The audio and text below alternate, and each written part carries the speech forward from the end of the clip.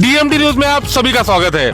भारत देश किस्से कहानियों का देश, भारत देश ऋषि मुनियों का देश, भारत देश से जुड़ा है हमारा पुरातन इतिहास। जी हाँ दोस्तों, आज हम बात कर रहे हैं बल्लारशाह से 7 किलोमीटर दूर मुनि बाबा का आश्रम। जी हाँ दोस्तों, मुनि बाबा का आश्रम जिनकी उम्र है 105 साल। और आज हमारे साथ है जोशी जी, जो अधिक जानकारी हम सभी को मुनि बाबा के आश्रम के विषय देंगे। मुझे बताइए कि 105 वर्ष हो चुके हैं, हम कह सकते हैं कि 105 वर्ष की उम्र जो है मुनि बाबा की है, तो यहाँ पर उनको कितने वर्ष हो चुके हैं? यहाँ पे 1978 में मोनी बाबा आए। मोनी बाबा जी WCL में नौकरदार थे पहले।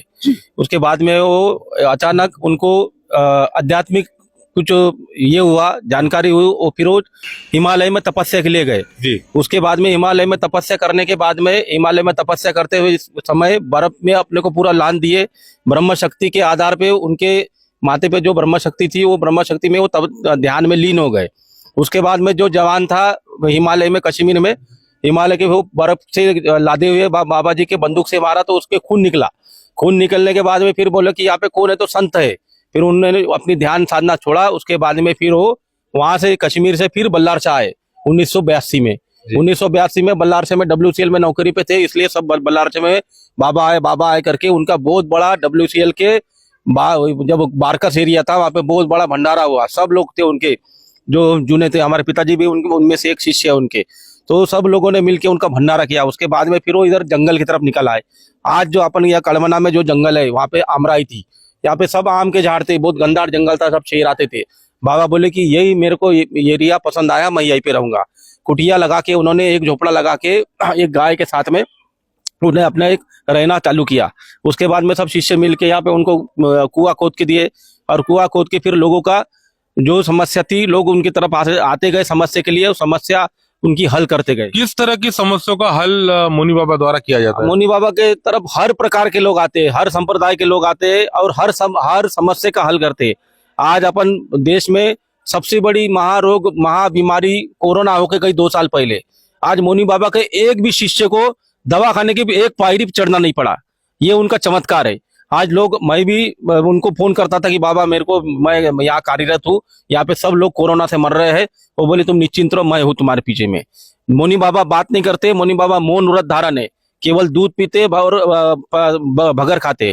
कितने वर्षों से इन्होंने बात नहीं की है? वो 1978 से उन्होंने मौन व्रत धारण किया, अभी तक की उन्होंने बात नहीं की है। मौन व्रत धारण पार्टी पे अपना लिख के देते। सब लोग, दुनिया भर तरह तरह के लोग आते हैं, और बड़े बड़े राजकारणी भी लोग यहाँ पे आते हैं, जिनके उनको अपना गुरु मानते हैं, और अपना जो कुछ भी है उनसे मन्नत करके अपना ये करके साध्य करके जाते हैं। आज किशोर भाव जोरगेवार है, हमारे पश्चिम दक्षिण के आमदार मोहन मत्ते जी है, अभी चुन के आने के एक दिन पहले भी आए, चुन के इलेक्शन पे खड़े रहने के पहले भी आए, और चुन के आने के एक दिन बाद भी आए अपने फैमिली को लेके।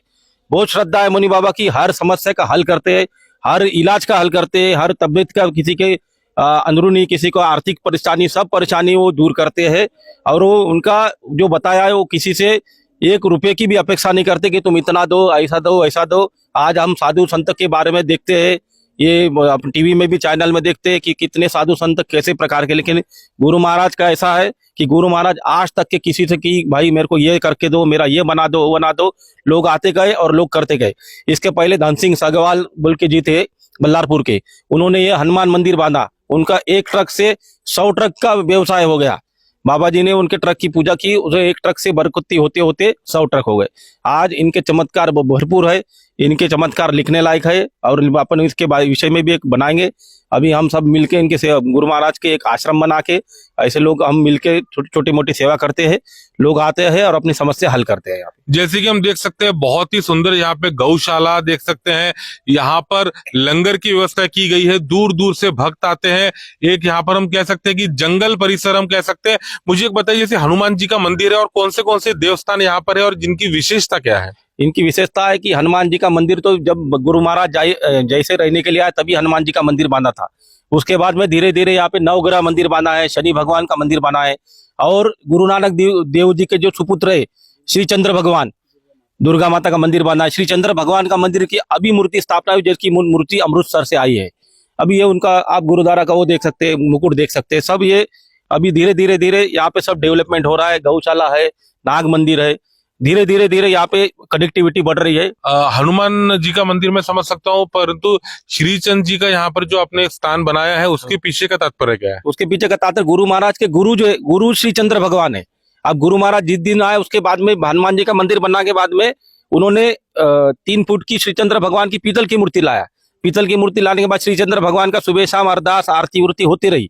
उसके बाद में उनके जो गुरु महाराज के जो शिष्य है हरियाणा के इधर के उधर के, उन्होंने श्री चंद्र भगवान की संगमरमरी मूर्ति उनको लाके दी 10 फीट की। आप कहना चाहते हैं कि जो मुनि बाबा है इनके जो गुरु है वो श्रीचंद जी, श्री चंद्र भगवान है, मुनि बाबा के गुरु श्री चंद्र भगवान है। इसलिए सुबह शाम श्री चंद्र भगवान की आरती होती है, हनुमान जी की आरती होती है, गणपति की आरती होती है, हर भगवान की आरती। और नित्य नियम से सुबह 3 बजे हर मंदिर कुछ भी हो जाए 3 बजे यहाँ पे सब उठते हैं और सुबह 5 बजे तक यहाँ पे आरती उरती फूल वूल तोड़ के आरती उरती हो जाती है। सुबह शाम का यही नियम है। चलिए दर्शन करते हैं मुनि बाबा के और अधिक जानकारी प्राप्त करते हैं। हम साक्षात मुनि बाबा जी के दर्शन कर सकते हैं, जिनकी जो आयु है 105 वर्ष इनकी आयु है और बहुत ही सालों की इनकी तपस्या, जहाँ पर भक्त आते हैं पूरी श्रद्धा भाव से आते हैं और यहाँ पर सेवा कार्य लंगर की सेवा लगातार चलती रहती है।